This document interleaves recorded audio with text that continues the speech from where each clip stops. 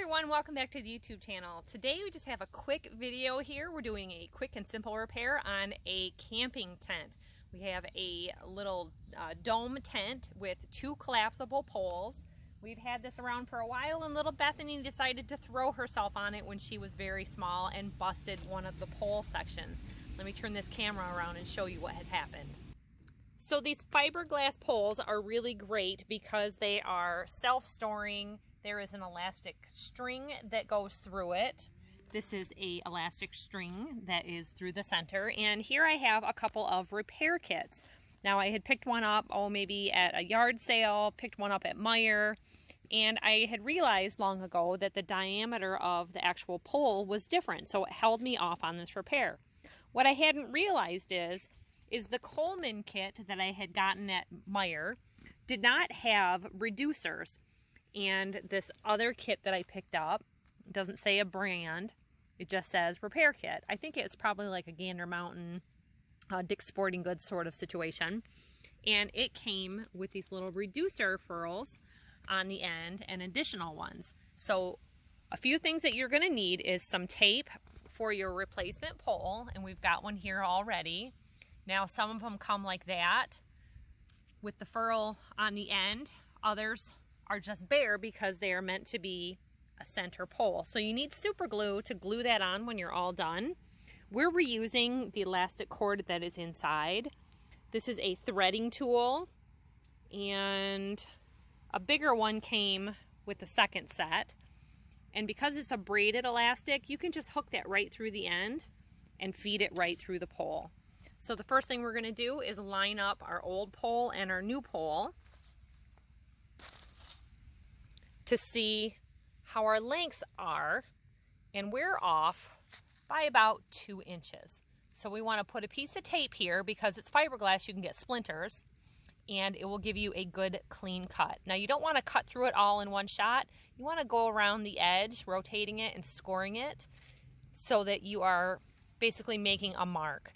Now if you have a tube cutter for cutting like copper pipe, this would work really great for that also. So we're just lining them up pretty close. It does not have to be exact because the way these work is under tension. So see how he's going nice and easy. He's gonna just turn it and go all the way around. Trey's our good helper. We have been wanting to get this put together. It's summertime and the kids can have a little bit of an outdoor adventure.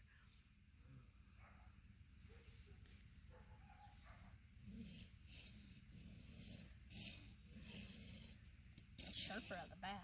Yeah, we've got a lot of old tools around our place, and this is just an old hacksaw that was like a yard sale item left behind at a house that we have owned at one point, and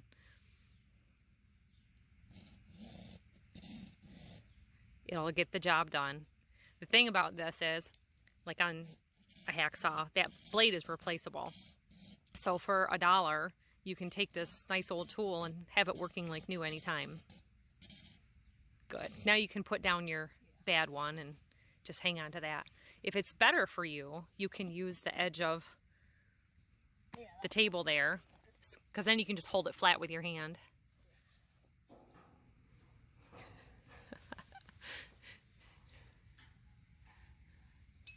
You're a good guy. Gotta make a work surface around this place all the time.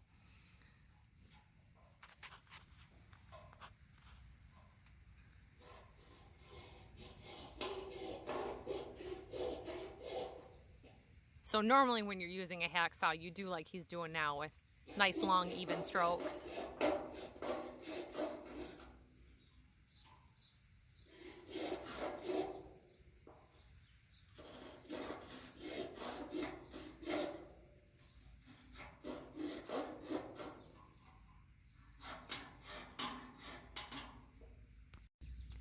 So for us, it was a second section that was shattered and split. So the first thing you need to do is untie. So we use the little hook on the end of some nail clippers. Needle nose pliers would work. And you got to grab that string in there and pull it out and to untie the knot at the end. Don't let go because it's stretched out. It's going to shrink back and pull right out. So if you only have to rethread one, that is a good way to do. This is a nice thing to have a second person for helping with that, but these threaders help a lot also. So he's got the end cut, and we actually have plastic caps that go on the end. Yep. So that is going to cover that up. It won't matter. And this is going to meet up right here with that. So we've got this little threading tool with our elastic attached to it. You want to run that through there? I'm going to take the tape off first.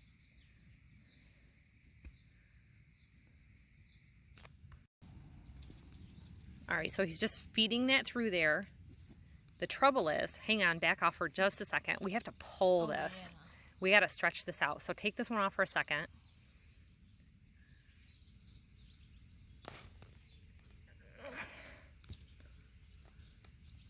There. So there's our string going through. Now we have the length that we need. Because you got to get that through that whole pole that's like 24 inches long maybe. And it's just a hollow tube. So when he sees that other end, there it is. Grab that. Don't let go. Can you get it? All right, pull that. Pull, pull, pull. Because we got to get that all the way out, and we got to tie a new knot at the end. There you go. Don't let go. Okay, you can unhook the black. There you go. Now, we're just going to tie that in a knot at the end.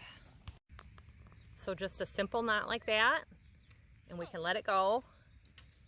Hold on to it and make sure that it's not going to go through, because you might need to double knot it. Yeah, better double knot it. Double knot it for safety. Yeah. These are a bigger diameter pole than the originals. That's why we thought we better not let go until we've got it. Yeah. Because once that's under tension, we don't want it slipping back out. This guy's a good repair guy. He fixes everything with me that he can, and he's learning life every day. So a new tent, when I bought this tent, was probably about $25. We've had this tent for 20 plus years, 25 years maybe. My 30-year-old daughter and I went camping in this tent when she was George's age, and we tented all over Michigan, around Lake Michigan, and got to go places that we wouldn't have been able to afford vacations because of camping. It just made it so nice to pull into a state park, bring a few tenting and camping supplies, and spend a weekend at a beach.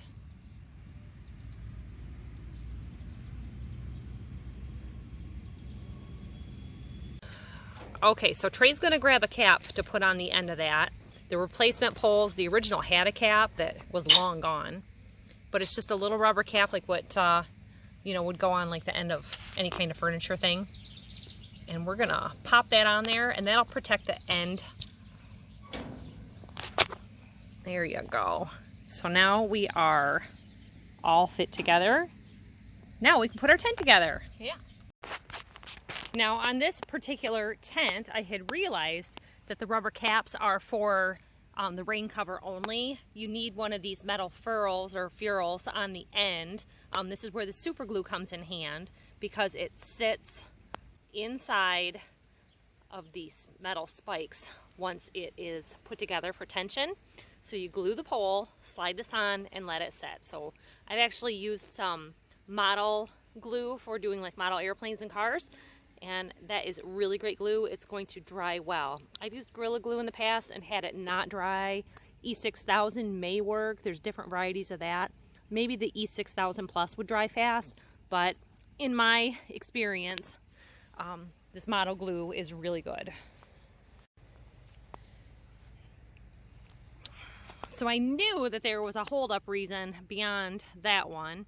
This, we started to get it together, is split all the way, and this is the 5th section in another long section. So we're going to do the same thing.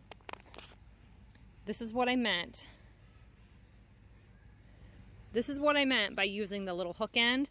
So I'm going to reach in to the end of the pole here, just doing a little surgery with the tools that we have available. So if you're ever camping, these are great things to have on hand with you in case you ever have trouble.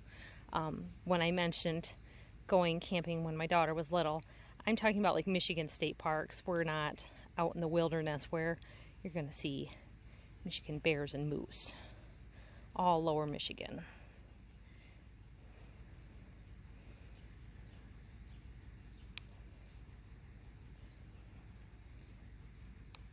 Okay, I need 2 hands to grab this. So from the factory, it just comes with a simple single slip knot. We're just going to undo that.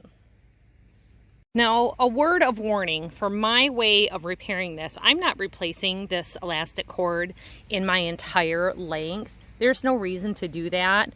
And guessing what the stretchiness is of the new cord versus the one that's already here and it's fine, it's just easier to take off your portions of tent pole to get to the one you need and to rethread it using the same one.